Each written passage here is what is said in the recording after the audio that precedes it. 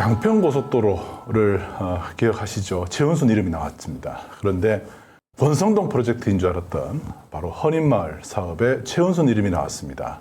이 정도면 국정농단 부동산 편이 아닐 수 없습니다. 그러니까 일단 이거 큰 개괄부터 이제 설명을 드리자면 양평고속도로는 종점이 변경된 거잖아요. 네. 이 헌인마을 사업은 이게 환지 사업이거든요.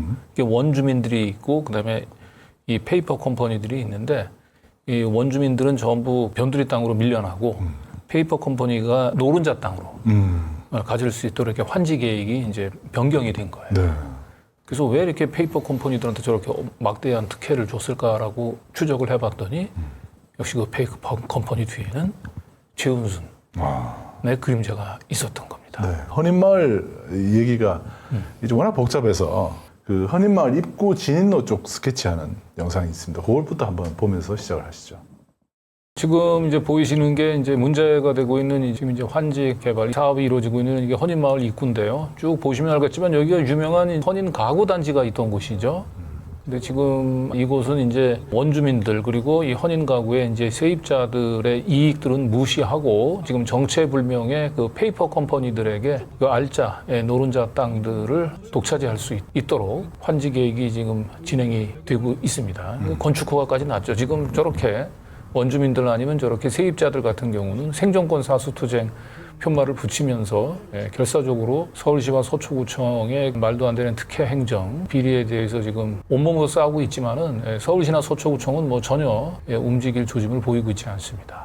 네, 지금 쭉 보이는 곳이 이제 그 헌인마을 전경이고요. 혹시 교회를 보셨나 모르겠네요. 보이네요. 저 교회를 이제 주목하셔야 됩니다. 결국 토건자본들, 금융자본들이 저 교회까지 결국은 몰아내고요. 더 이상 이 헌인마을에는 이제 그 종교시설을 볼 수가 없습니다. 막대한 토건자본, 금융자본들이 최은순이라고 하는 어마어마한 권력을 끼고 그곳에 이제 원주민들을 몰아낸 채 지금 토건자본들의 왕국을 세우려고 하는. 저기에 이제 막대한 돈이 들어가지 않습니까? 네. 막대한 돈이 들어가는데 이제 미래에셋 증권이 굉장히 중요한 역할을 합니다. 미래에셋 증권에 전화를 했더니 나왔던 대답이 이거 권성동 프로젝트인데 왜 그러냐?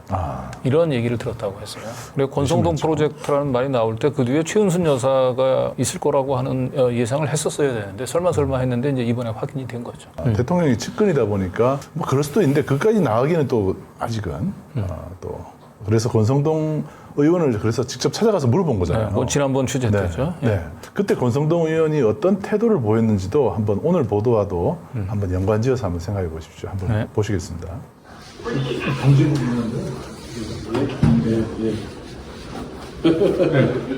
어머니 방송하는 이쪽으로 어디 마침 또 이렇게 나중에 이제 공식적으로 요청하세요. 황만영 씨는 알죠? 더 탐사 취지에 응하지 않습니다. 삼도토건에서 주관한 사업이 헌인마을 사업이라고 아시죠? 네? 헌인마을 사업. 그 헌인마을 사업을 지금 주관하고 공식적으로 요청하세요. 아니, 그 미래에셋에서 미래에셋 담당자가 이 프로젝트는 권성동 프로젝트라고 얘기를 해서 마음대로 쓰고 싶은 대로 써놨다. 아니, 권성동 프로젝트라고 해서 그러니까 권성동 프로젝트라고 얘기한 부분에 대해서 뭐 하실 얘기 없습니까? 진짜 관련이 없으면 헌인마을이 뭔데라고 그렇지. 해요. 헌인마을이 뭐냐고 물어봐야죠. 왜냐하면 맞아요. 익숙하지 않잖아요. 익숙하지 않아요. 그죠? 보통 정치인들이라면 이슈가 되는 사항에 자기 이름이 거론됐다고 하면 저런 뭐 우연히 지나가는 인터뷰라고 해도 아니라고 하면은 아니라고 딱 잘라야죠. 권성동 의원의 이름을 들은 순간 일개 국회의원이 제가 파악한 바에 의하면 검찰, 국세청 모든 사정기관을, 행정기관을 다 주무르고 있는데 국회의원 한 명의 힘으로 그게 가능할까? 라는 의문만 가지고 있다가 지난 4월 방송 권성동 프로젝트라는 얘기가 나간 이후에 미래에셋 내부에서 누가 그런 얘기를 밖에 발설하고 다니는지 색출하는 작업이 들어갔다고 하소연을 들었습니다. 저 이제 이제부터는 이제 이 권성동 프로젝트로 불리는 이 헌인마을 도시개발 사업이 왜 그 최은수 씨 이름이 다시 등장하게 된지를 이제 하나하나 이제 풀어 드릴 텐데요. 이 헌인마을 사업을 이해하기 위해서는 이게 헌인마을 사업이 시즌 1, 시즌 2로 구분이 됩니다. 그리고 시즌 1은 삼부토건이 주도했다고 보시면 되고 그리고 시즌 2는 삼부토건을 대신해서 그 정체불명의 사모펀드가 등장을 하게 됩니다. 예, 바로 이 정체불명의 사모펀드 뒤에 저희는 이제 최은순 씨 그러니까 개입이 돼 있다라고 보는 건데요. 이 사업이 어떤 식으로 진행되는지 단계별 한번 보죠. 네, 시즌 1. 우리은행을 비롯해서 이제 사업 자금을 대주는 채권단이 있는 거죠. 네. PF 컴퍼니 그리고 우리강남 PFV가 이제 우리은행으로부터 받은 대출을 가지고 토지를 매입을 하죠. 그럼 이제 토지를 매입을 하면 이제 우리강남 PFV가 땅을 팔았던 분들은 이제 조합원 자격이 없어져야 된단 말이에요. 이 도시개발 사업에 그렇죠. 네. 그런데 이 땅을 팔고도 계속해서 이제 명의신탁, 그러니까 이제 토지 등기부 등본상에는 계속 이름이 남아져 있는 형태로 땅을 팔고도 계속 조합원 자격을 유지하고, 그리고 작은 땅을 또 이렇게 쪼개가지고 한 필지에 뭐 한 수십 명을 이렇게 지분 등기를 해가지고 조합원을 만듭니다. 그렇게 해서 이제 원주민들보다 훨씬 많은 조합원들을 우리강남 PFV가 확보하게 되는 거예요. 근데 이 우리강남 PFV에 지금 보시는 대로 삼부토건이 지급 보증을 하게 됩니다. 그래서 사실상 이제 우리강남 PFV 위에 이제 뭐 삼부토건이 있다라고 이제 보시면 되는 겁니다. 그렇죠. 시즌 1은 이제 이런 식으로 진행이 된 거예요. 그래서 오늘 그 최은순 이름을 말했던 삼부토건 조남욱 회장의 아들 네. 중요한 출처가 되는 이유가 취재 소스가 되는 이유가 신뢰가 가는 이유가 바로 이 삼부토건이 지급 보증을 하면서 여기에 관여가 되어 있기 때문입니다. 네. 그런데 이제 이 시즌 1이 결국은 이제 사업이 표류하게 됐던 이유는 저 이제 조합원 자격 문제 때문에 그런 거예요. 네. 지금처럼 땅을 팔고 타는 순간 조합원 자격을 잃어버려야 되는데 땅을 팔고도 계속 등기부 등본상에 이름이 남아 있으니까 그래서 이거 이제 명의신탁이라고 얘기하잖아요. 네. 그래서 그 명의신탁한 사람, 그다음에 한 필지에다가 뭐 수십 명을 갖다 이렇게 지분 등기를 해가지고 그래서 이제 과연 이런 사람들을 정당한 조합원으로 볼 수 있느냐라고 해서 결국 이제 이 문제, 이 조합원의 자격 시비 문제 때문에 이제 이 사업이 장기 표류하게 됩니다. 그러는 사이에 이제 삼부토건은 부도가 나죠. 네. 그러면서 이제 시즌 2로 넘어가게 되는 겁니다. 네. 여기도 우리은행 대주단으로 시작을 합니다. 왜냐하면 이제 우리은행 대주단이 아까 얘기했던 우리강남 PFV가 대출을 해줬잖아요. 네. 그런데 사업이 장기 표류하면서 이제 대출 회수가 안 된 거죠. 그래서 대출 채권, 부실 채권이 된 거예요. 그 가지고 있던 우리은행 대주단이 가지고 있던 부실 채권을 이제 사모펀드에다 팔아 넘기는 겁니다. 그래서 이제 삼부토건을 대신한 이제 새로운 이제 사업 주체가 등장을 하게 됩니다. 네. 더 플랫폼 파트너스라는 자산운용사에서 운영하는 사모펀드인데 미래에셋하고 관련이 있나 보죠. 미래에셋은 저기 이제 신탁사인데요. 논란이 되어 있는 부분인데 과연 대출 채권을 매입받은 낙찰받은 주체가 사모펀드냐 아니면 미래에셋이냐 이제 여기서 이제 또 논란이 또 빚어집니다. 그리고 이제 또 한 가지는 이제 우리은행 대주단이 가지고 있는 총 대출 채권이 한 8천억 정도 되죠. 8천억인데 최종 저거에 1,800억 정도에 매각이 되는 거니까 엄청난 특혜 매각으로 볼 수가 있죠. 그 다음에 허닌타운 개발 쪽으로 대출을 해주네요. 이제 우리가 앞으로 주목해야 될 거는 이제 저 우리강남 PFV를 대신해서 허닌타운 개발이 개발이 등장합니다. 저 사모펀드가 이제 허닌타운 개발이라고 하는 곳에 이제 채권을 확보했잖아요. 확보한 후에 허닌타운 개발을 대출을 해주면서 이제 사업을 주도하게 만듭니다. 그렇죠. 그리고 한 군데 더 있네요. 미래에셋 증권. 네, 사업을 하려면 이제 그래서 미래에셋 증권이 이제 또 추가로 대출을 해주고요. 그리고 사업을 하려면 이제 땅이 있어야 되잖아요. 땅이. 원래 땅은 우리강남 PFV가 가지고 있었잖아요. 네. 그 땅을 허닌타운 개발에다가 매각을 합니다. 이게 한 4,600억인데 실제로 저게 우리강남 PFV가 허닌타운 개발에 실제로 땅을 판 것이 아니고 가장 매매로 지금 의심이 되죠. 지금 굉장히 이제 좀 이상한 이제 대목들이 많이 등장하는데 첫 번째가 아까 얘기했던 대로 8천억이 넘는 대출 채권을 1,800억에 싸게 팔아 넘기고요. 그리고 우리강남 PFV가 허닌타운 개발에다가 땅을 4,600억에 팔았는데 실제로 그게 땅을 팔아한 게 아니고 가장 매매 의심이 듭니다. 왜 그런지. 우리강남 PFV가 땅을 팔았다면은 담보가 없죠. 땅이 없어졌으니까. 그렇죠. 땅이 없는데도 우리강남 PFV가 미래에셋 증권, 허닌타운 개발에 대출을 해준 미래에셋 증권에 담보를 제공을 합니다. 우리강남 PFV의 유일한 자산은 땅이에요. 근데 저게 말이 되냐고요. 우리강남 PFV가 허닌타운 개발에 땅을 팔았는데 어떻게 담보? 어떻게 담보해요? 그러니까 우리강남 PFV는 허닌타운 개발에 가장 매매를 한 걸로 의심이 되는 거예요. 실제로 넘기진 않고. 그래야만 땅이 담보가 제공이 가능한 거예요. 토지 매각은 실제 매각이 아닐 수도 있다. 이런 말씀이네요. 그 8천억에 대한 원금을 1,800억으로 줄이기 위한 기술을 부린 거죠. 장난을 치기 위한 그런 담보 토지 매각이었다. 그런데 여기서 중요한 건 이제 허닌타운 개발 이곳이 이제 어떠한 지배 구조를 통해서 어떠한 사람들이 이제 여기 관여하는지를 봐야 되는데 여기에 이제 신원종합개발이 등장하는 신원종합개발 기억납니다. 예, 최대 주주 우진호죠. 우진호. 우리 NSN 주가 조작 기억하시는 분이 있을지 네. 모르겠는데 NSN 주가 조작에 서로 이렇게 품앗이하면서 돈을 빌려주고 빌려받고 뭐 이런 역할을 했던 분이 이제 우진호. 이 사람이 지금 어퍼하우스 허닌을 통해서 허닌타운 개발을 지배하고 하고 있고요. 있습니다. 그리고 이 어퍼하우스 허닌이 네. 결국엔 또 미래에셋증권에 담보를 제공하고 있습니다. 그러니까 사실상 이 사업은 신원종합개발, 어퍼하우스 허닌타운 개발 이런 지배구조를 갖는 형태로 지금 진행이 되고 있는 겁니다.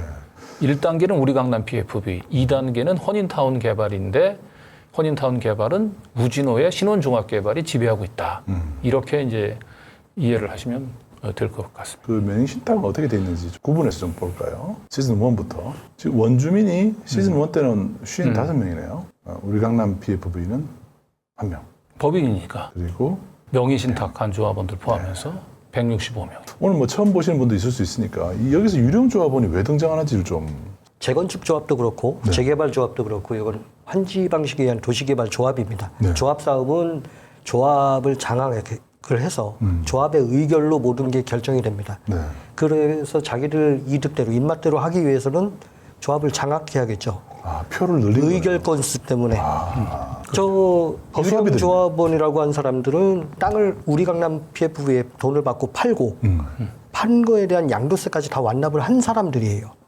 그런데 신탁사에 위탁을 했다라는 그 딸랑 하나 가지고 끝까지 버티고 있던 거였죠. 요게 이제 합쳐서 166명이고 총 225명이 되네요. 이거 네. 국공유지를 4개를 포함해서 네, 필지 포함해서. 총 225명. 저 조합에서 주도권은 이제 원주민이 아니고요. 우리 강남 PFV. 실제로는 55대 1이 돼야 되겠죠. 그런데 저 유령 조합원 숫자를 이제 그대로 다 인정을 받아서 그래서 조합을 사실상 이제 우리 강남 PFV가 장악을 한 겁니다. 네. 시즌 1이고요. 시즌 2는 지금 현재 상황이죠. 네. 원주민 늘었네요. 왜냐하면 이제 원주민들이 이제 토지를 상속을 하잖아요. 자식들한테. 그러네요. 2명이 됐어요? 네. 우리 강남 PFV를 대신해서 아까 허닌타운 개발이 개발 주체로 등장했다고 했잖아요. 네. 그 허닌타운 개발과 어퍼하우스 허닌 이 두 개 다 지금 보면 우진호 신원종합개발하고 다 관련이 있어 보여요. 특히 허닌타운 개발은 아까 우진호 씨가 지배하고 있습니다. 그렇죠. 그리고 뒤에 설명하겠지만 이 우진호 씨는 이제 최은순 씨하고 관련이 있습니다. 네. 자, 유령 조합원은 오히려 줄었어요. 어떻게? 이 시즌 1 때의 그 명의 신탁자들이 협조를 안 하는 사람, 시간이 너무 오래 걸리니까 반발하는 사람들을 소송을 통해서 쳐냅니다. 우리 강남 PFV가. 그런 정리된 인원이 좀 빠진 겁니다. 그래서 원주민은 늘고 우리 강남 쪽, 허닌타운 개발 쪽 사람은 좀 줄었습니다. 그래서 총 190명이 됐네요. 그러나 여전히 주도권은 이제 우리 강남 PFV를 대신한 허닌타운 개발이 이 조합을 여전히 장악하게 된 거죠. 자본을 가진 측이 지금 여전히 유령 조합원을 대동해서 네. 실력을 지금 발휘하고 있는 그런 상황이 그렇죠. 계속되고 있고요. 제가 의심하는 부분은 시즌 1과 시즌 2의 조합 장악 방식이 구조가 100% 똑같습니다. 그러면 우리 강남 PF와 연관된 사람들이 시즌 2의 허닌타운 개발과 오퍼하우스 허닌 뒤에는 그대로 남아있다라고 저는 해석을 합니다. 네. 저 정도면 굉장히 머리를 굴리는 거예요. 유령 조합원을 내세워서 의결권을 더 확보해내고 그걸로 의사결정을 마구 휘두르고 있는 이런 상황이 보면 돈 가진 사람들이 저런 방식으로 사실은 소수지만 대한민국 전체를 흔들고 있는 그런 어떤 1%가 전체를 흔들고 있는 그런 상황이라 시즌 2는 우리 강남 PFV를 대신해서 허닌타운 개발이 이제 주도를 하는 거예요. 그런데 허닌타운 개발은 삼부토건 조시일가가 아니고 드디어 이제 최은순 씨가 신원종합개발의 우진호라고 하는 사람을 내세워서 사실상 그러니까 시즌 1과 2는 삼부토건 조시일가에서 최은순으로 주도권이 넘어갔다. 이렇게 이제 이해를 하시면 이제 이해가 될 딱 것 됩니다. 같습니다. 부실채권 그 매각이 진행이 됐죠. 네. 1번 특혜인데요. 시즌 2에 우리은행이 8천억이 넘는 부실채권을 1,800억에 떠넘긴다 그랬잖아요. 네. 그래서 우리은행이 이걸 이제 공매 방식으로 이제 판 거예요. 그래서 공매를 하면서 이 낙찰자 자격 요건을 정했는데 이 낙찰자 자격 요건에 비추면 아까 얘기했었던 정체불명의 사모펀드 있잖아요. 사모펀드는 낙찰을 받을 수가 없습니다. 그럼에도 불구하고 우리은행이 사모펀드에다가 자신이 가진 채권 8천억이 넘는 채권들을 1,800억에 인수할 수 있도록 해준 거예요. 특혜네요. 신문 공고에 딱 저렇게 낙찰자 자격 요건이 대부업 또는 금융 이용자 보호에 관한 법률을 따면 여신 금융기관이래야 되는 거예요. 사모펀드를 우리가 흔히 상식적으로 여신 금융기관으로 볼 수는 없지 않습니까? 네. 그래서 결국은 저것은 첫 번째부터 자격 요건에도 안 맞는 사모펀드가 우리 은행이 가지고 있었던 낙찰 채권 헐값에 인수를 하면서 시즌2가 이렇게 말도 안 되는 특혜와 함께 시작이 된 겁니다. 과연 우리 은행을 주물러서 저렇게 말도 안 되는 사람에게 8천억이 넘는 채권을 1,800억에 꽂아줄 수 있는 그런 힘을 가진 사람이 누구겠습니까? 그때가 이제 시기적으로 보면 우리 윤석열 검찰총장이 된 2019년 3월 13일. 그러니까 서울중앙지검장으로 있으면서 이제 거의 검찰총장 1순위로 거론이 되던 그 시기에 이렇게 말도 안 되는 특혜를 제공하면서도 우리는 검찰 수사는 안 받을 거야. 검찰 수사는 걱정 안 해도 돼라고 하는 믿음이 있었겠죠. 법을 무시하고 막 나가는 사람들 뒤에는 항상 뒷배가 있다는 생각이 드는데 저 때도 이런 그 공고문을 다 무시하고 특혜를 줄 수 있었던 그 뒷배가 누군지가 매우 궁금해집니다. 그러니까 시즌2는 허닌타운 개발이 주도한다고 그랬죠. 그리고 허닌타운 개발 위에는 신혼종합 개발이 있다고 그랬죠. 네. 이 신혼종합 개발을 이 경영권을 장악하는 이제 과정, 최은순, 김건희 씨의 이제 스멜이 올라옵니다. 우진호 씨가 지금 이제 신혼종합 개발의 이제 최대 주주인데요. 여기 한번 보세요. 2016년 11월 15일 날 신혼종합 개발이 원래 매도인 원익 이게 가지고 있었던 것을 이제 A1 1호 조합, 2호 조합, 4호 조합 이렇게 쭉 넘깁니다. 그런데 이스트로젠이 125만 주를 주도합니다. 네. 그렇죠? 그러니까 신혼종합 개발을 장악하는데 이스트로젠이 이제 흑기사 역할을 한 걸로 보여져요. 그런데 이스트로젠은 여러분 잘 기억을 하시는지 모르겠는데요. 김건희 씨 주가 조작 의혹 서울 남부지검에서 수사하다가 묻혔던 네. 그 NSN의 자회사가 이스트로젠입니다. 그 NSN의 자회사가 신혼종합 개발을 인수하는데 흑기사 역할을 한 겁니다. 그래서 2016년 11월 17일 날 최대 주주가 이스트로젠으로 변경이 됩니다. 그러니까 말하자면 NSN이 신혼종합 개발의 최대 주주가 된 거예요. 그런 상태에서 대표이사도 우진호 씨로 변경이 됩니다. 그리고 난 뒤에 2017년 5월 18일 날 이제 이스트로젠이 자신이 가지고 있던 주식을 이제 우진호 씨한테 이제 완전히 다 팝니다. 네. 그러니까 말하자면 이제 전체 과정을 보면 신혼종합 개발을 인수하는 과정에서 김건희 씨가 주가 조작에 연루되는 의혹을 받고 있는 NSN의 자회사인 이스트로젠이 굉장히 중요한 역할을 하게 되는 겁니다. 여기서부터 왠지 모르지만 우진호 씨 뒤에 김건희, 최은순 씨가 그림자가 지금 보이기 시작하고 있는 거죠. 결국 시즌2의 허닌타운 개발 있지 않습니까? 그거를 이제 주도하는 이제 주체로 떠오르게 된 거예요. 그렇구나. 이게 뭐 타임라인을 우선 한번 보죠. 2009년 3월에 도시개발구역이 지정이 됐네요. 도시개발조합 설립 인가가 났고요. 그리고 11년 3월에 실시계획 인가가 신청됐죠. 15년 8월에 삼부토건이 부도가 났습니다. 그리고 19년 10월에는 도시개발조합이 취소를 검토하게. 이때 왜 취소 검토? 국정감사 때 서울시를 상대로 저희 의원실에서 서면 질의를 했고요. 당시는 박원순 시장 때였는데 검토해봐서 문제가 있을 경우에 조합 인가 취소도 적극 검토하겠다라는 답변을 받았었습니다. 21년 3월에 갑자기 다시 시작이 되네요. 이때가 시장이 누굽니까? 공석이었습니다. 박원순 시장이 자꾸 하는 바람에. 아하. 그러니까 2011년 4월 달에 이제 오세훈 시장이 보궐선거로 당선이 되기 직전인 당선 거죠. 직전이네요. 자, 이때는 오세훈 시장이죠. 오세훈 시장 때 실시계획 변경 인가가 납니다. 자, 22년 6월에는 환지계획 인가가 났고요.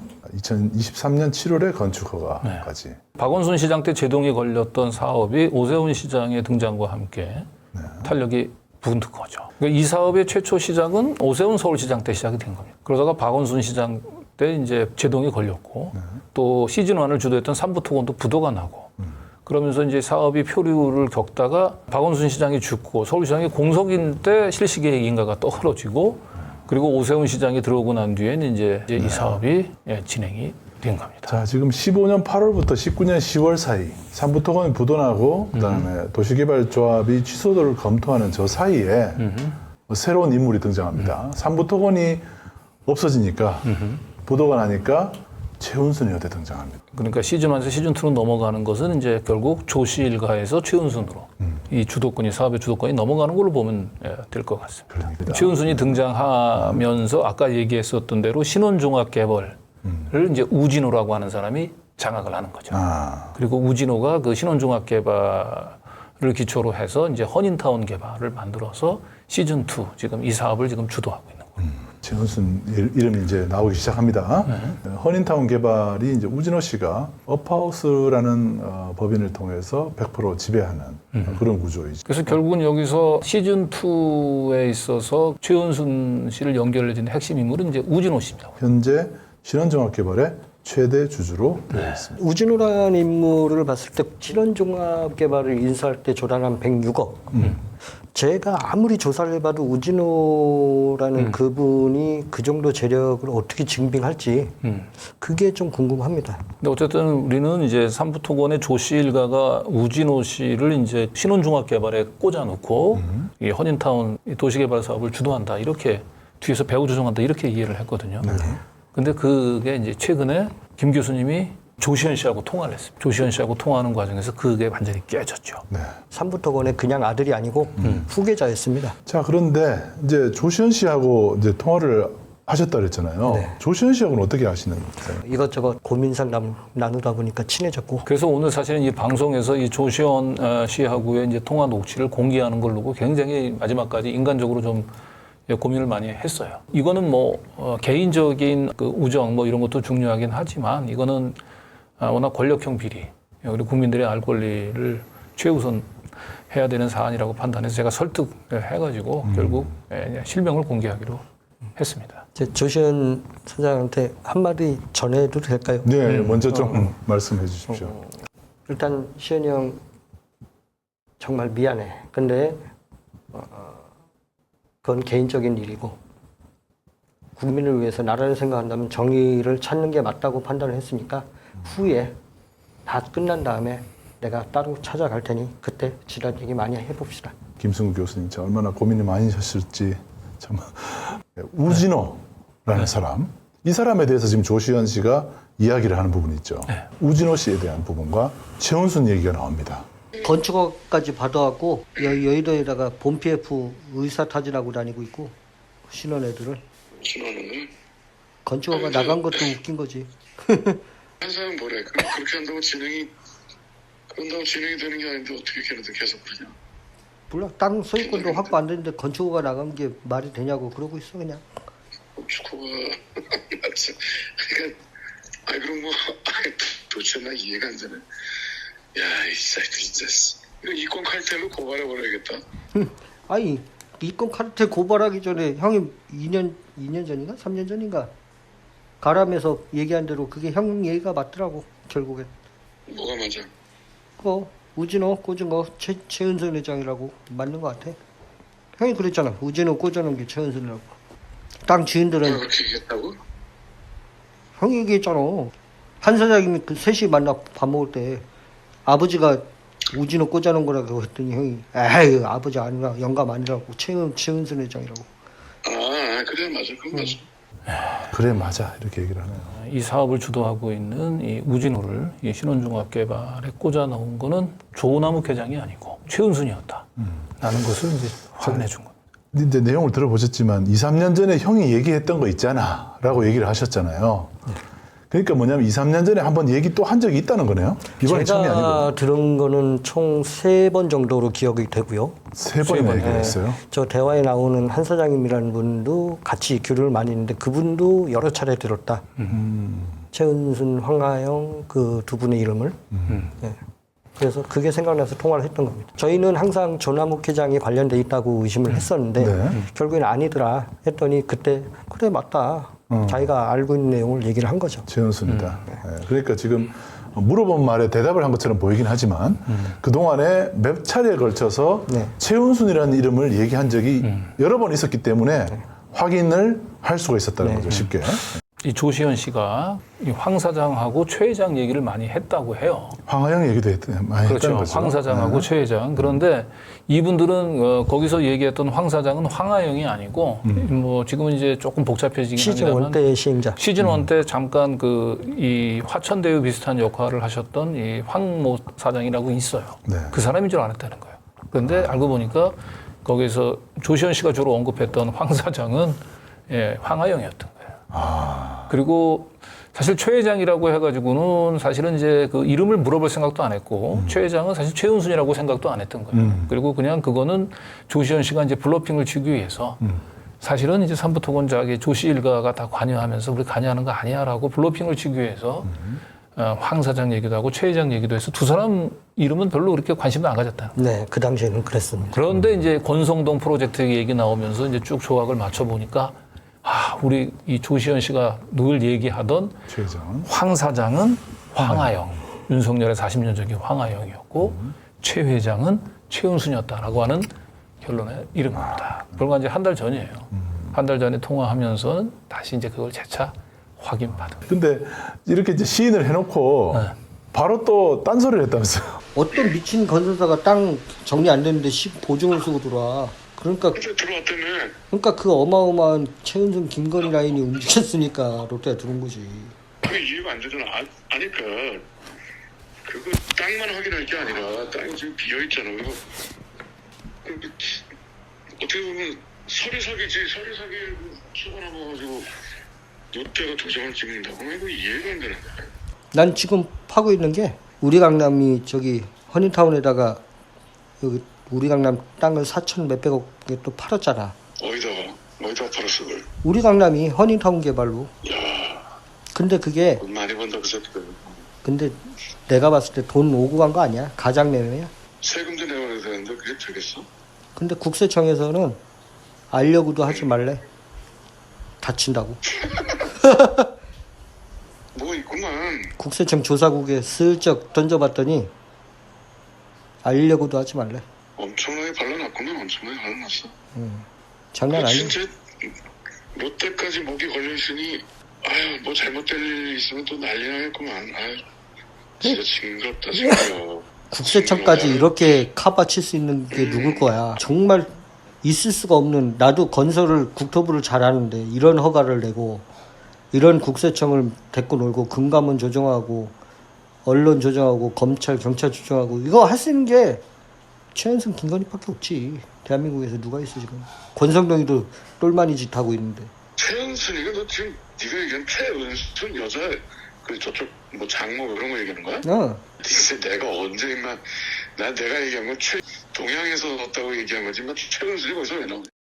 갑자기 그 자기가 알고 있던 최 회장은 최은순이 아니라 딴 사람이다. 딴 사람이다. 아유, 라고 말을 번복합니다만 너무 늦었죠. 늦었습니다. 동양건설산업의 회장 최윤신 회장이라고 둘러댔는데 네. 신원종합이 등장한 게 2016년부터잖아요. 네. 최윤신 회장은 2011년도에 작고를 하셨습니다. 결국은 우진호를 신원종합개발에 꽂아 넣는 게 누구냐.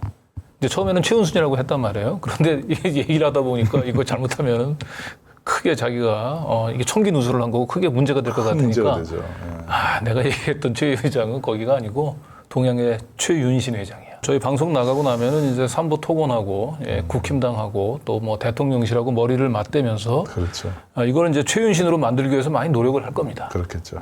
조시현 씨가 본인의 뭐 의사하고는 상관없이 서울 양평 고속도로에 버금가는 훨씬 더 큰 이 권력형 비리 게이트를 터트려서 결국은 나라를 구하시는 게 아닐까 싶습니다. 나를 구하시는 게. 이 헌인마을 사업이 환지 사업이거든요. 기본적으로 네. 이제 사업구역 내에 있는 부지들을 쫙 정리해가지고 이제 원래 살고 있던 원주민들, 원래 토지 소유자한테 이제 이 대토라고 얘기하죠. 그 땅을 이렇게 이제 환지를 해주는 걸로 정리되는 사업인데. 지금서부터 보는 계획들은 보면 이 환지 계획이 막 계속 바뀝니다. 계속 바뀌고 최종적으로는 원주민들은 전부 돈이 안 되는 개발 그 사업 부지 내에 제일 그 변두리로 쫓아내고요.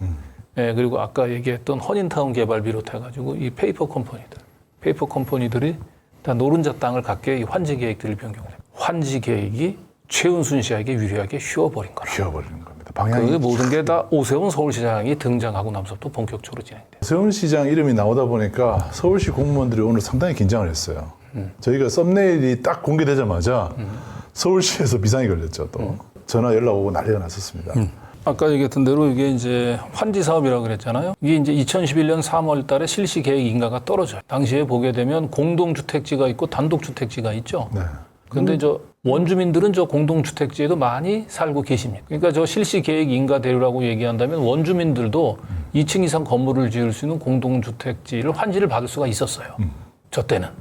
그리고 저 공동주택지를 보게 되면 구획이 비교적 단독주택지랑 큰 차이 없이 작게 구분이 되어 있잖아요. 그러네요. 저 공동주택지에 이제 작은 땅을 가지고 있던 원주민들도 그냥 공동주택지 받아서 2층 이상을 지을 수가 있었던 거예요. 자, 이게 이제 오세훈 취임 전 상황이에요. 그렇죠. 이것도 사실은 문제는 많지만 이때는 그나마 어느 정도 그죠 합리성은 좀 있었단 말이에요. 네.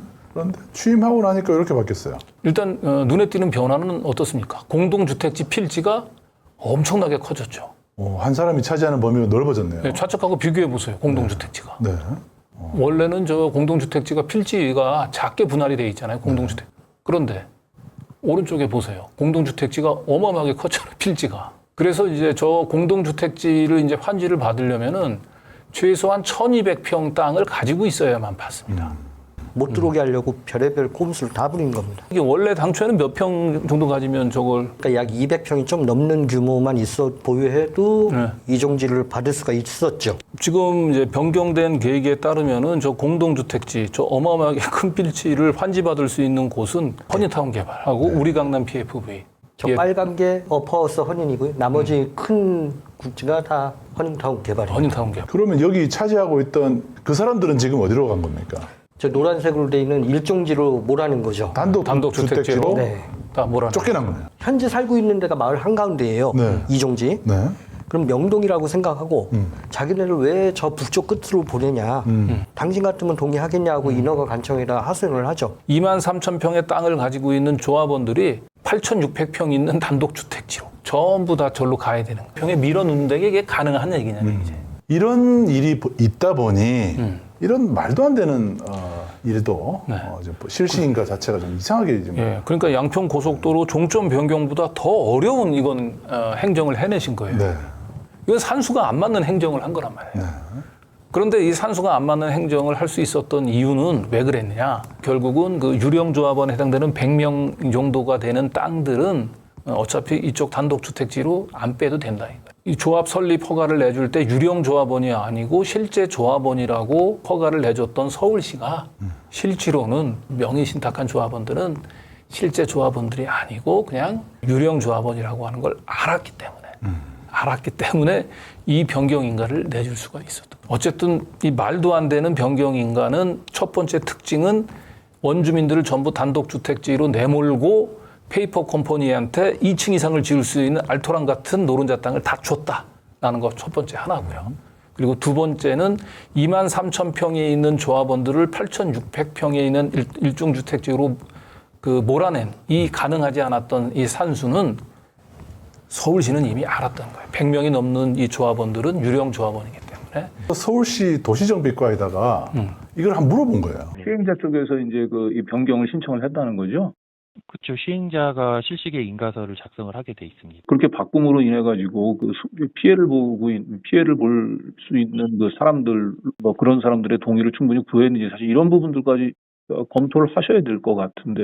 총회를 그런데 거쳐서 그런 실시계획 변경 인가 신청이 이루어졌을 걸로 판단이 되는데 네. 그 일종지 환지 대상자가 계획된 그 일종지 그 면적이 훨씬 좀 부족하게 되어 있잖아요. 이건 뭐 대충 들어서는 알고 있는데 사실 저희가 환지계획 관련돼서는 뭐 좀 오세훈 서울시장님이 지시한 거 아니에요? 이 과정에서? 오세훈 서울시장님은 도장만 찍었어요, 그럼? 그냥? 오세훈 시장님은 그냥 보고받고 이게, 이렇게 해도 되겠다고 그냥 그냥 도장만 찍어줬다는 겁니까, 그러면? 본부장님으로 이제 정결된 사항으로 알고 있는데 특히 오세훈 시장이 취임하고 난 뒤에 2달 만에 이런 변경이 이루어졌기 때문에 저희는 업자들로부터 좀 민원을 받고 저는 이런 말도 안 되는 변경인가를 해준 걸로 저희는 의심을 하고 있습니다. 그래서 왜 우리가 요 실시계획 변경인가를 그렇게 해줄 수밖에 없었는지, 예. 그리고 그렇게 해줘도 문제가 없었다고 판단했는지, 예. 그걸 한번 설명을 해주세요. 합리적인 이유가 있으면 설명해 봐라라고 제가 요청을 했지 않습니까? 그때 한 7시쯤에 전화가 왔습니다. 신선종 서울시 미디어 콘텐츠 수석 이분이 전화가 걸려왔습니다. 2021년 4월 보궐선거로 당선이 됐습니다. 네. 근데 그 허가는 2021년 3월에 나갔습니다. 제가 얘기하는 변경 허가라고 얘기하는데 변경 허가를 나갔다고요? 네. 실시계획 변경인가가 2021년 8월 달에 나갔어요. 네. 그 부분이 이제 사실관계가 저희는 검토를 해보겠지만 네. 그 처음 허가 나간 거랑 다른 것들이 있습니까? 상식적으로 납득이 안 가는 부분에 변경이 이루어졌어요. 변경이 이루어졌다고요? 네네. 저희는 이제 처음 허가만 보고 지금 전화를 드렸는데 변경이 건 8월 달에 이루어졌어요. 알겠습니다. 그럼 그 부분에 대해서 저희도 한번 살펴보고 하여튼 그 조합원들 개개인별로 당신들은 어느 땅을 갖게 되는지 이렇게 이제 구체적으로 이제 환지 계획을 이제 실시하게 됩니다. 그런데 이 환지 계획 과정에서도 굉장히 상식적으로 이해할 수 없는 행정이 이루어지게 됩니다.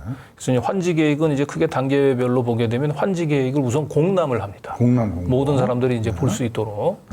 그리고 환지 계획 공람 공고가 있고 난 뒤에는 이제 이 공고할 때, 인가 신청할 때, 인가가 최종적으로 날 때 환지 대상자가 모두 다 다릅니다. 간단하게 설명드리면 네. 최초 환지 계획 신청할 때는 코랑코 자산 신탁을 명의로 신청을 했다가 행정관청에서도 저건 문제가 있다라고 해서 명의 변경되기 전이니까 우리 강남 및 거기가 갖고 있던 명의 신탁자를 명의로 다시 신청을 했죠. 그러니까 유령 조합원들을 이제 실제 조합원으로 간주하고 그 유령 조합원 개개인별로 받을 이제 환지들을 쭉 이제 지정을 해 놓은 거죠. 저것도 문제가 법에서는 이제 환지계획 사업할 때 집단 환지를 불허하는 조건으로 나왔거든요. 집단 환지라고 하면 하나의 블럭 안에는 한 사람이 환지를 받아야 된다. 여러 명이 공동으로 받는 게 집단 환지거든요. 그걸 안 된다고 했는데 저 두 번째 환지계획 신청한 걸로 보면은 집단 환지로 했기 때문에 그러니까 저것도 위법입니다. 그렇죠. 여러 명이 공동으로 해서 한 개 필지를 불합하게끔. 왜 저런 편법을 쓸 수밖에 없었냐면 조합원 수를 이제 억지로 늘리려고 하다 보니까 명의 신탁 외에도 한 개 그 필지를 막 굉장히 작게 쪼갠단 말이에요. 계집보다도 적은 뭐 0.001평을 가진 사람이 조합장 하기도 했단 말이에요. 그런 사람 0.001평을 가진 사람들이 독립적인 필지를 가질 수 있겠습니까? 가질 수가 없죠. 그러니까 그런 쪼개기 한 조합원들을 경우는 뭐 10명, 20명 이렇게 묶어야 겨우 이제 한 개 필지를 이제 그 불화를 해줄 수가 있는 거죠. 근데 이거는 법에서 금지하고 있는 거라는 거예요. 한 개 필지는 한 사람. 그런데 한 개 필지에 보면 여러 명 이름들이 막 들어가 있잖아요. 그러네, 진짜. 저런 걸 집단 환지라고 해요. 저거는 이제 안 된다는 거예요. 공람이 끝나고 나면 이제 인가 신청을 해야 되잖아요. 네. 인가 신청할 때는 지금 저렇게 바뀌었어요. 유령조합원들 이름이 싹 사라지고 대신 5개 페이퍼 컴퍼니가 등장을 하는 거예요. 신청을 했으니까 마지막으로 최종적으로 인가가 나야 되잖아요. 인가가. 근데 인가를 해줄 때 보니까 아까 5개 페이퍼 컴퍼니가 아니고 이번에는 2개 페이퍼 컴퍼니로 줄었어요. 허닌타운 개발과 어퍼하우스 허닌. 그러니까 애당초에 이 사업은 허닌타운 개발에 다 몰아주기 위한 게 목적이었다는 거예요. 그렇죠. 제가 여지껏 추적해온 걸로 해석을 하면 어퍼스 허닌 한 필지 준 거는 우진호 100% 아들하고 갖고 있는 회사잖아요.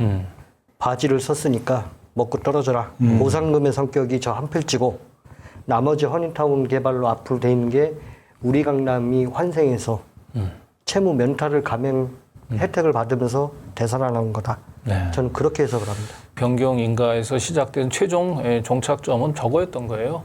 허닌타운 개발의 모든 2종 주거지역.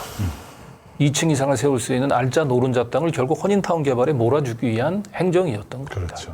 이 우진호를 신혼종합개발에 집어넣은 것은 최은순이다.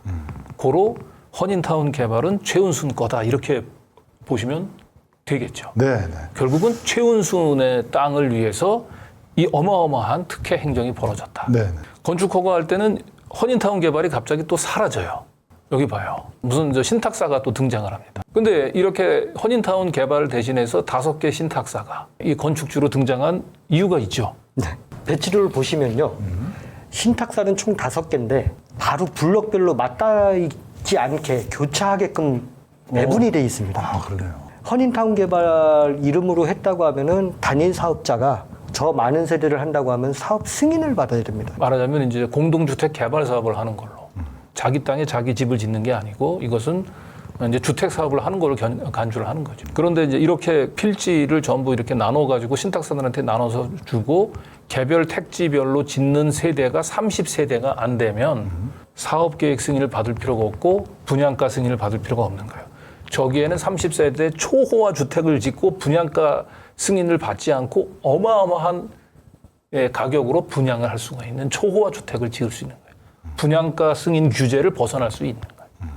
사업 승인도 받지 않고. 자, 환지 대상자가 어떻게 바뀌었는지를 한번 보죠. 자, 환지계획 공람 2차 때 이때는 인가 신청을 할 때는 허닌타운 헌인들이 좀 보입니다. 인가할 때는 허닌타운이 쫙 쓸어버렸어요. 네, 아우, 그렇죠. 그런데 건축 허가할 때는 신탁회사들이 쫙 등장합니다. 역사상 저는 처음 들어봤어요. 근거가 뭐냐? 환지 계획을 신청할 때는 땅을 갖고 있어야 되거든요. 소유를 해야 되는데 신청의 근거가 매수, 매도 의향서를 기준으로 해야 합니다. 내가 저 사람한테 땅을 살 예정이니까 내가 예정자로서 땅 주인 행세를 해갖고 이렇게 해주세요라고 했더니 그걸 오케이 해주는 겁니다. 말이 안 되죠. 네. 그래서 이 건축 허가를 내줬던 이 서초구청의 건축가를 제가 찾아갔어요. 네.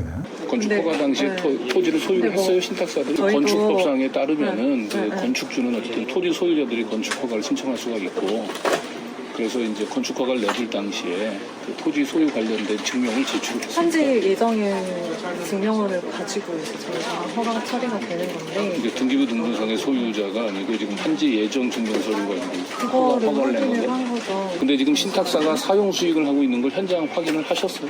그 주택법에 보면 이제 단독이나 이제 공동주택 그 건립 세대가 30세대가 이상이 되게 되면 사업계획 승인을 받게 돼 있죠.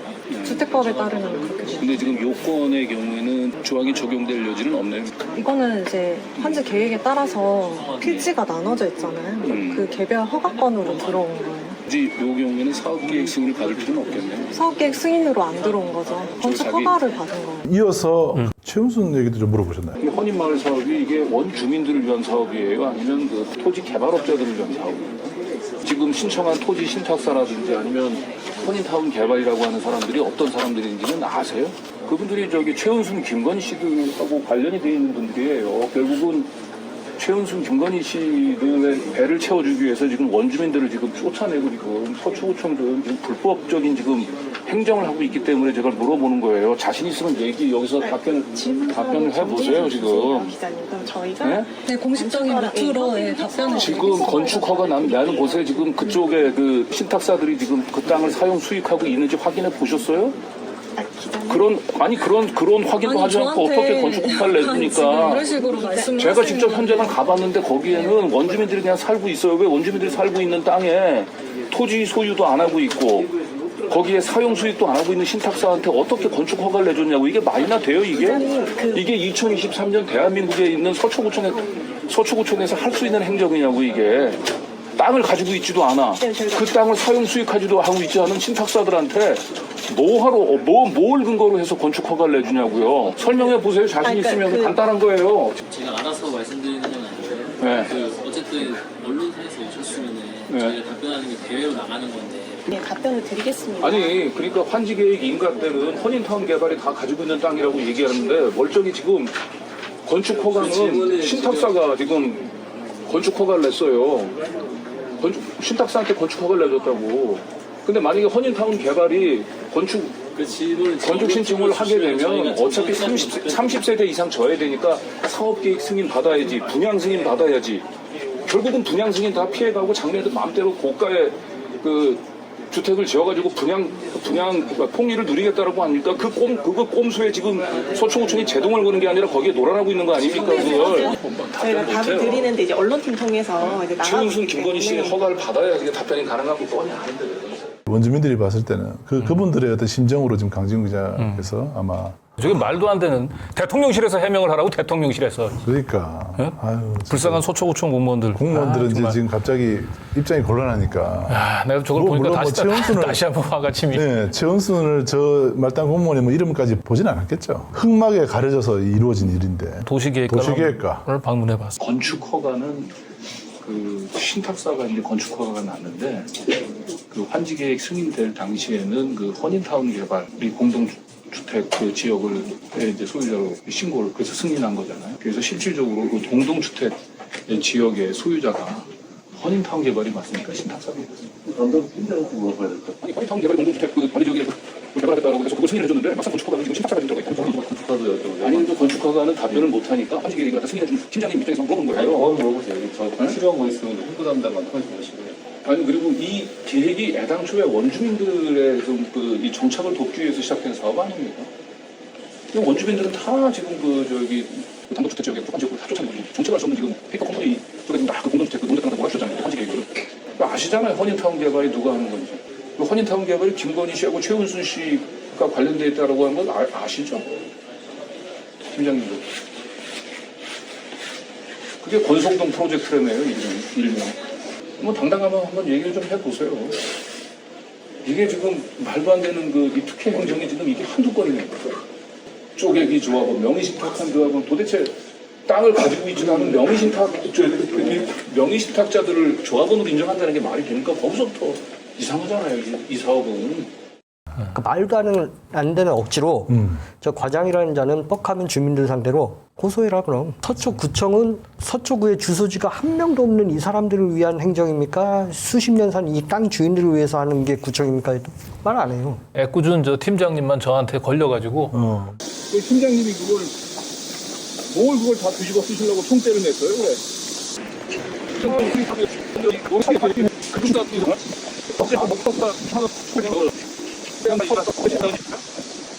부끄럽지 않으세요? 공무원으로서?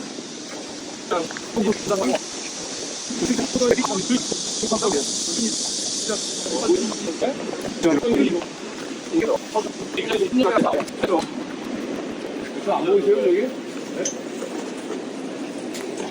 저 플래카드 저거 안 보이시냐고.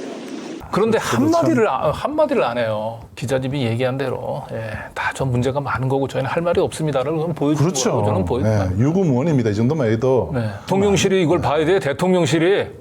응? 당신들이 봐야 되는 거예요. 당신들이. 양평 고속도로만 있는 게 아니고요. 지금 김기현에 그 고속도로도 울산 울주군 고속도로도 있고 지금 헌인마을 또 하나 또나 세 번째 거 나왔습니다. 지금. 계속 또 물어봤는데. 이건 누구의 짓입니까? 이게 권성동 프로젝트라고 그러는데 미래에셋증권에서. 팀장님은 알고 계세요? 그냥 위에서 시킨 대로 한 거예요? 팀장님은 그냥 위에서 시킨 대로 한 거냐고요. 근데 위에서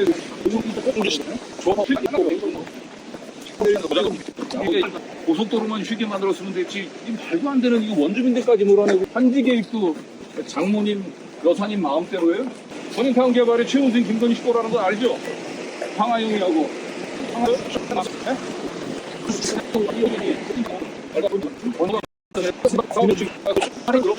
저렇게 사람들 눈에 피눈물 나게 하면서 지금 페이퍼 컴퍼니에다가 그 막대한 그 특혜 이익을 갖다가 안겨주고도 양심에 거리낌이 없어요? 당당하면 얘기해 보시라고요. 그런 줄 아세요? 내가 더 이상 이제 쫓아가지 않을 테니까. 저 사람 지금도 속이 좀 시원하면서도 저 공무원이 몸으로 지금 말해주고 있어요. 너무 짠하죠. 네, 뭔가 여기에 문제가 있다는 것을 몸으로 말해주고 있습니다. 그렇습니다. 그러니까 오세훈이 서울시장 되고 윤석열이 대통령 되고 난 뒤에 엉망진창이 된 겁니다. 대한민국의 국가 시스템이 무너지고 있고 저게 지금 공무원이 지금 28분 동안 제가 한 질문에 단 한마디도 답변을 못하고 있습니다. 네? 저분이 서초구청의 도시계획 팀장이거든요. 네. 아까 우리 강 기자님 처음 만났던 파티션 안에 있던 사람이 과장이고. 과장이죠. 불법적인 행위가 이루어질 당시에 담당 팀장이 그 과장이었습니다. 이렇게 사인해놓고 나서 다 휴가 보내고 다른 사람 없을 때 팀장이 과장 대리로 사인한 사람이 아까 그 사람이에요. 양평의 안국장이라고 저는 감히 서초구청의 안국장은 그 과장입니다. 모씨 여과장. 저 팀장은 욕받입니다. 불쌍합니다. 그래서 저 사람한테 하고 싶은 말, 김영수 팀장님 실명까지 얘기를 했는데 제 뒷조사는 왜 해요? 누구한테 보고하려고? 여과장한테 보고하려고? 여과장은 누구한테 보고하나요? 겁이 없어도 너무 없어요, 당신들. 공무원들이 우리 김 교수님이 결국은 이제 저한테 제보를 해서 제가 취재한 걸로 생각을 하고 김 교수님의 뒷조사를 진행을 했다는 얘기를 저희가 들었습니다. 섬찟하네요. 반성의 기미가 없습니다. 뒷조사라뇨. 그리고 이제 이번에 이제 살펴볼 이제 의혹은 뭐냐면 아까 얘기를 했지 않습니까? 시즌 1에는 우리 강남 PFB가 중심이고 시즌 2에는 헌인타운 개발인데 결국 그래서 우리 강남 PF가 가지고 있는 땅을 헌인타운 개발에다 팔았어요. 그런데 헌인타운 개발에다가 팔았는데 이 우리 강남 PF가 땅이 없어진 거잖아요. 그런데 이 헌인타운 개발이 미래에셋으로부터 대출을 받는데 담보를 써요. 땅을 팔고서도. 결국 이래서 이거는 땅을 4,600억에 팔은 것처럼 가장 매매 형식으로 했지만 실질적으로는 땅을 팔지 않았을 거다. 이제 이런 이제 의혹을 이제 저희가 갖게 된 건데요. 요게 이제 그걸 보여주고 있는 거네요. 그러니까 요거는 이제 우리 강남 헌인타운 개발로 다 땅이 넘어가죠. 그러네요. 그리고 요거는 이제 명의 신탁된 조합원들 재산, 그 소유 땅을 이제 전부 헌인타운 개발로 다 옮겨간 겁니다. 요거는 이제 원래 우리 강남 PFV 땅을 이제 헌인타운 개발로 넘긴 거예요. 그러니까 등기상으로는 헌인타운 개발로 다 넘어갔어요, 땅이. 이렇게 소유권이 완전히 이전돼 갔다고 얘기한다면 우리 강남 PFV는 담보를 쓰면 안 되죠. 담보 뭐 물건이 없는데 뭘 가지고 담보를 해요. 그래서 저희는 이것도 역시 등기 이전은 됐지만은 실질적으로 그 토지 거래는 일어나지 않았을 거다. 실제로 보면은 헌인타운 개발이 4,600억에 우리 강남 PF 토지 약 3만 평을 매입한 걸로는 돼 있어요. 그런데 우리가 보기에는 아닙니다. 만약에 실제로 저기 넘어갔다고 얘기한다면 우리 강남 PFV는 땅이 없으니까 담보를 쓸 수가 없는 건데 담보를 제공을 했단 말이에요. 헌인타운 개발이 미래에셋에서 돈을 빌리는데. 부동산 정보과도 좀 확인해 보셨는데 거기는 어떻게 확인해 보셨습니까? 그러니까 이제 부동산 정보과에 가서 만약에 이게 실거래가 이루어진 거라고 얘기한다면 실거래 신고를 해야 되거든요. 지번까지 얘기하면서 등기 이전은 됐는데 이 등기 이전 된 거 실거래 신고가 됐는지 그거 확인해 주는 게 뭐가 어렵습니까? 근데 그것도 안 해준다고. 등기부 등본상에는 소유권이 변동이 됐거든요. 그런데 그런 부동산 등기부의 소유권이 변동이 됐다면 당연히 관할구청이나 다른 실거래 신고를 해야 될 거 아니에요. 아니 그래야 이해를 그렇겠죠. 네. 실거래 신고가 지금 안 돼 있는 걸로 보고 왜 이렇게 해가지고 되어 있는 걸로 보이는 거예요. 네. 그 근거는요? 해당 직원이 이렇게 소유권이 등기부에서 소유권이 변동이 됐잖아요. 소유권이 변동이 됐으면 상식에 따라 당연히 실거래가 신고를 해야 되지 않습니까? 그래서 실거래 신고가 됐는지를 물어보는 거예요. 근데 그거 확인해 줄 수 없다라고 얘기하면 어떤 근거에 확인해 줄 수 없다고 하나요? 확인해보고 신고가 안 됐다고 저희 조치를 할 텐데 선생님한테 그걸 신고가 됐다 안 됐다를 말씀드릴 수 있는 건 아닌 것 같아요. 제가 확인해볼게요 이거는요. 그러니까 신고가 됐는데 안 돼 있다면 저희 조치를 할 거고. 새로운 소유자가 헌인타운 개발 이 주식회사라고 하는 곳이 어떤 곳이냐면 최은순, 김건희 씨가 실질 소유자로 의심을 받고 있는 곳입니다. 최은순, 김건희 씨가 지금 불법적인 토지 거래를 했는지 여부를 확인하고 그 비리 정보를 구청에다가 알려드리는 거예요. 저희가 알아서 처리할게요 그거는. 안 되어 있다면 조치하도록 하겠습니다. 아니 조치할게요. 법에 따라 조치하는 거니까 그거는 저희가 할 테니까. 그래서 그 지번을 가지고 확인을 했어요. 그리고 나서 와서 그걸 개인정보라고 하는 이유로 확인을 우리가 해봐서 실거래 신고가 안 됐다면 조치는 할 텐데 그걸 알려줄 수는 없다. 이유는 그걸 알려주는 순간 그 해당되는 사람이 뭐 결국 불법을 저지른 걸 당신한테 알려줘야 되는 게 되는 결과가 발생하지 않느냐. 뭐 이런 논리예요. 말도 안 되는 얘기인데 신고가 안 돼 있을 가능성이 높아 보였습니다. 이날 느낌상. 처음에 보였을 때 교회가 딱 보였잖아요. 그 교회가 2층 이상 지을 수 있는 이종 주거 지역에 있었던 거예요. 그거를 오세훈이가 실시 계획을 변경을 하면서 2종에서 1종으로 밀어버리는데 저 1종에는 종교시설을 또 지을 수 없게끔 실시 계획을 변경을 그렇게 못을 박아버렸어요. 그러면 아예 쫓아내버린 거예요. 더 이상 교회를 지을 수가 없는 거예요. 저기는 그 말 그대로 한국의 0.1%의 탑 시크릿들만 이제 모여가지고 최대한대로 보안, 프라이버시가 보장되는 초호화 주택을 져야 되는데 거기에 교회가 들어가 있으면은 안 되잖아요. 그러니까 사실상 교회를 그냥 저 환지 개발 지역에서 몰아내기 위해서 저는 오세훈이가 좀 마음 먹고 그냥 교회를 이종 주거지가 아니고 교회를 지을 수 없는 그냥 일종직으로 그냥 내쫓은 거예요. 저러면 안 되죠. 교회 목사님이 서울시하고 서초구청을 상대로 해가지고 행정소송을 제기를 했는데 1심 선고가 나왔죠. 지난주에 1심 선고 나왔는데 결국은 졌습니다. 참 안타까움이 있습니다. 법원마저도 이 사유재산과 종교의 자유 침해를 외면하고 있습니다. 결국 시즌2는 부실 채권을 인수한 사모펀드가 시즌2의 주체가 되는 겁니다. 그래서 사모펀드의 주인이 과연 누구인지 이 사모펀드는 결국 최은순 씨의 거가 아닌가 이제 그런 이제 생각을 하게 되는데 중요한 거는 우리은행이 채권을 공매를 할 당시에 사모펀드는 이 낙찰자 자격 요건이 안 됐습니다. 그래서 결국은 시즌2로 넘어가는 것 자체가 이미 불법이 저질러지면서 시작이 됐다는 겁니다. 시즌2가. 여기 이제 공개 경쟁 입찰이 떠 있네요. 네. 아까 보여드렸던 대로 여기 낙찰을 받으려면은 여신금융기관이 돼야 되는 거예요. 그런데 사모펀드는 여신금융기관으로 보기는 어렵잖아요. 그러니까 미래에셋이 신탁자 지휘에서 입찰에 참여했 걸로 보입니다. 그러다 보니까 과연 낙찰을 받은 것이 미래에셋이냐 아니면 사모펀드냐 그걸 가지고 지금 온갖 언론에서 그냥 왔다 갔다 합니다. 근데 제가 볼 때는 이제 미래에셋은 이제 결국 자격 시비를 이제 그 없애기 위해서 이제 들러리를 쓴 것으로 보여요. 그리고 사모펀드는 그냥 미래에셋, 신탁사인 미래에셋 속으로 들어가서 자신을 숨겨서 이 채권을 낙찰을 받은 걸로 보입니다. 그러다 보니까 낙찰자가 과연 신탁자 역할을 했던 미래에셋이냐 아니면 그 미래에셋에 숨어 들어간 사모펀드냐 이걸 가지고 이제 논란이 빚어지고. 누가 낙찰을 받은 거지? 낙찰 받은 데는 많은데. 이름이 다 달라요. 8천억이 넘는 이 채권을 지금 1,800억에 그 결국 이 사모펀드가 사가는데 사모펀드는 이 낙찰받을 자격 요건이 안 돼요. 여신금융기관이 아니기 때문에 대부업자나 여신금융기관이 아니기 때문에. 네. 이 당시에 이 공매를 진행을 했었던 담당자에게 공개 그 매각으로 진행이 됐었나요? 이거는? 네, 그렇게 알고 있습니다.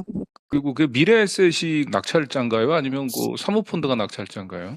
그거 정확히 기억이 안 나는데요. 그 당시에 그 기업개선본부에서 이걸 주관했잖아요. 제가 전화상으로는 지금 답변 못 하겠습니다.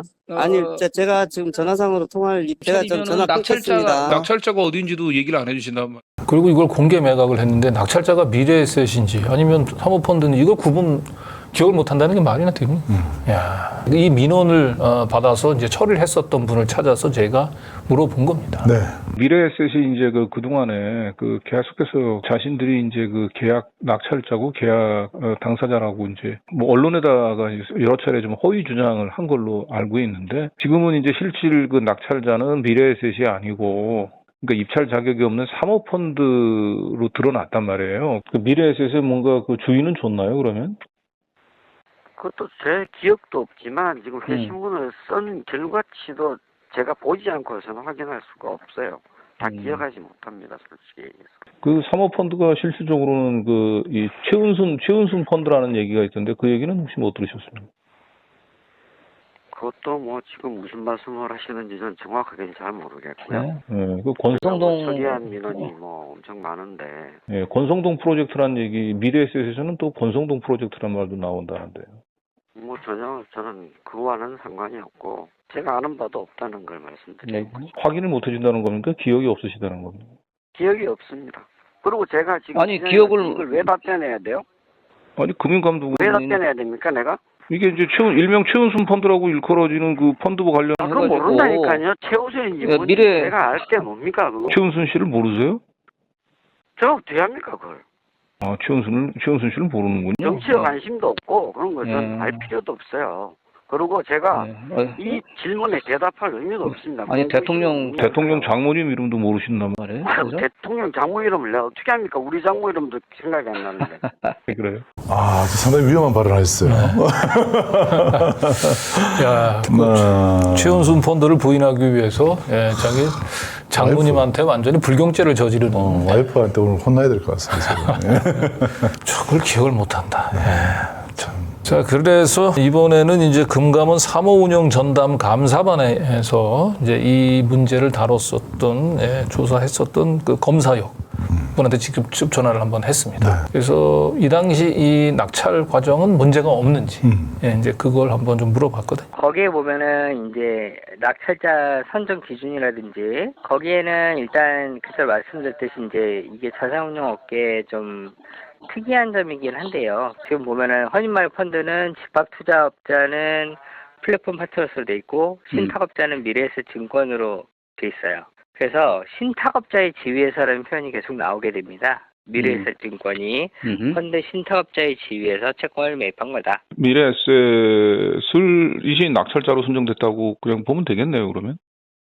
낙찰자요? 글쎄요. 거기 공고문을 제가 다시 한번 봐야 되는데. 미래에셋을 기준으로 했을 때 그 입찰 요건을 충족한다는 거잖아요. 그 플랫폼 파트너스에서 운영한 그 펀드 자체가 들어왔다고 얘기한다면 입찰 자격 요건은 안 되는 거 아닙니까?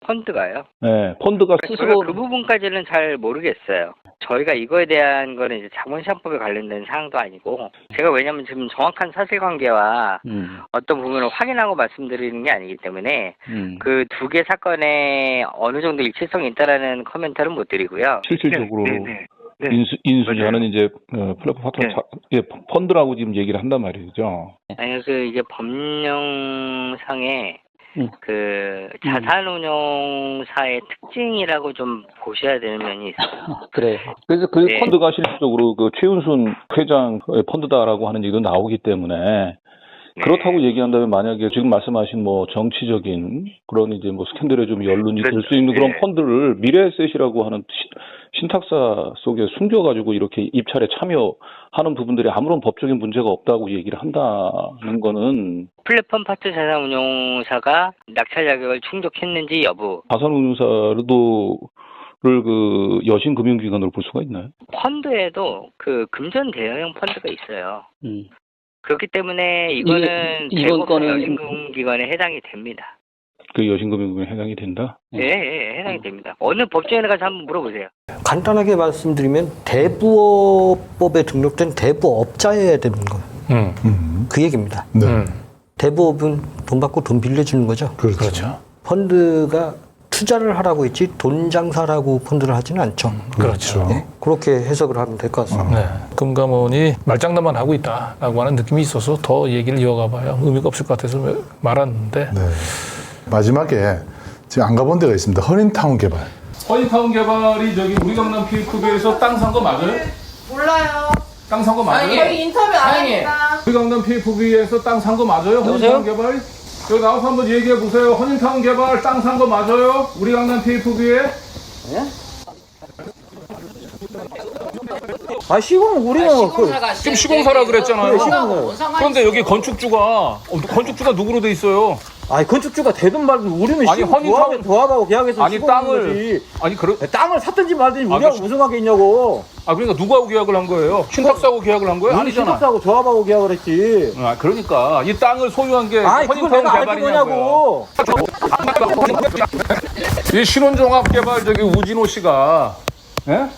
다 알고 왔어요. 신혼종합개발 우진호 씨가 이 사업에 관여된 게 다 최은순 씨가 다 뒤에 있는 거 다 알고 있어요. 말고 잘하고. 예? 아저씨는 그렇게 철거하시는 분이 뭐 이렇게 아는 게 많아요? 이상하네. 주소 보니까 뺄래네. 예? 아니 철거하신다는 분이 어떻게 그 사업의 아니, 내용을 아까 그렇게 잘 아시냐고. 야, 이 아저씨. 야, 뭐 하는 거야 지금? 그대로 채증해 이 아저씨 이거 손 소송을 대면. 하든지 말든지. 이라도 숨길 수가 없어. 아이, 알았어. 최은순 김건희가 있는 거 다 알아 이거. 그러니까 말도 안 되는 지금 이게 다 건축 허가가 난 거지. 그러니까 철거하시는 분이 왜 이렇게 나서요? 그 뒤에 최은순 김건희 있는 거 다 알아요. 허닌타운 개발의 김용 대표하고 김희정 부대표. 저희가 조금만 일찍 갔으면 좀 만날 수 있었을 텐데, 저희가 다 도착했을 때 이 두 분이 빠져가지고 책임 있는 답변을 들을 수는 없었어요. 욕설만. 여기 허닌마을이든 천안에 벌리고 있는 사업장이든 주식이 한 주도 없는 대표이사예요. 각각 두 군데 다 김영훈. 그럼 뭐 바지에 바지잖아요. 제가 여기서밖에 표현을 안 썼는데 저하고 구청에서 한번 맞닥뜨렸을 때 바지가 진짜 어떤 건지 보여주겠다고 그런 소리를 떠들고 다녀요. 더 되게 강력하긴 한가 봅니다. 공교롭게 점점 연결돼 있잖아요. 김건희 씨가 주가 조작한 NSN. 그 NSN의 도움을 받아서 신혼종합개발을 인수했던 우진호. 그리고 그 우진호를 신혼종합개발을 꽂아놓은 최은순. 그리고 그 최은순이 뒤에 개입되는 사모펀드가 우리 강남 PFV가 가지고 있는 채권을 낙찰을 받아가지고 결국 이 사업을 시작을 하고 있고 오세훈이 서울시장 되고 난 뒤에 중단돼 있던 사업들이 갑자기 막 활기. 그러면서 원주민들을 다 쫓아내고 정체불명의 페이퍼 컴퍼니. 결국은 최종 위너는 허닌타운 개발.